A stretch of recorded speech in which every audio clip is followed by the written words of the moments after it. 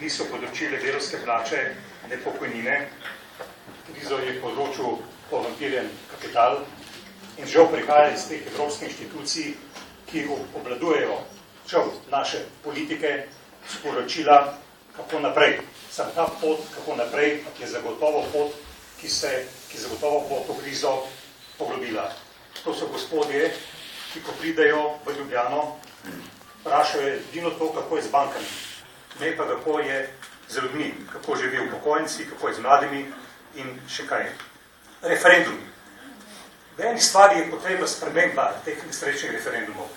V tistem delu, kdo je zlorabil do zdaj referendume teh 20? Zagotovo ne sindikati in zagotovo ne civilna družba.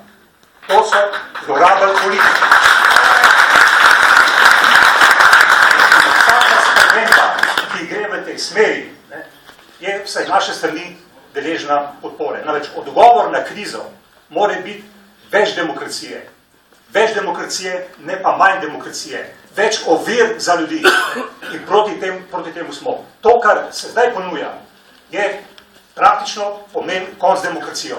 Namreč, če ste pozorni na vsebino, v katerih stvarih se ne sme iti na referendume. Davk. Paste, ni tako, kot politiki pravijo, ja, pa bo ljudje odločili kar tako. Pred nekaj leti, spomnimo se, je bila Slovenija poligon za Friedmanov projekt enotne davčne stopnje. Enotne davčne stopnje, ki bi v fundamentu uničil socialno državo. Pa smo se uprli in uspeli. Sedaj po tej logiki ne bi smeli. Morali bi biti tiho. Ampak stvar je aktualna tudi z zadnjo ponudbo, ki prihaja sedaj pred nas. Predlagajo sedanji politiki uvedbo drugega stebra kot obveznega. Ja, to je Friedmanov model. Friedmanov model, ker se želijo pravice iz prvega stebra pokojnine zniževati drastično in ponuditi pol drugi steber. Za drugi steber večina delavcev lahko samo sanja, ker nima niti za plače.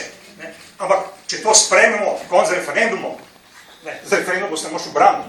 Skratka, referendum je pomembno sredstvo za korekcijo neumnosti, ki jih tudi naredijo pogosto žal politiki. Potem pa to nesrečno fiskalno pravilo. Ne bi jaz pocenil tega pravila, rekel, vse to ni pomembno. Je pomembno, kajti ko bo to uvedeno, bo to socialno državo pokop. Sam eni stvari ilustrira. Namreč, enotno to fiskalno pravilo, po moje, bi šel na socialno pravilo, zlato, ker imamo kaj okoli tega v ustavi zapisano. Ampak to pravilo je nevarno za tega, ker zadeva usklajenost vseh blagajn, tudi pokojninske. V tem trenutku iz proračuna prihaja 1,5 milijarde v pokojninsko blagajno. Če to sprememo, nič iz tega ne bo. In je res za 30%, če bi zdaj šli po tej poti je konc, in se znižajo pokojnine.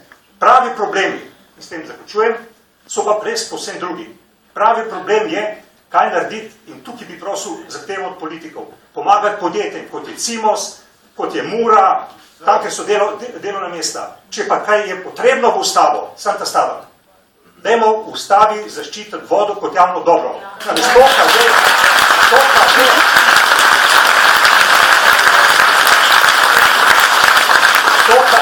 To uničuje suverenost naše države. Hvala lepa.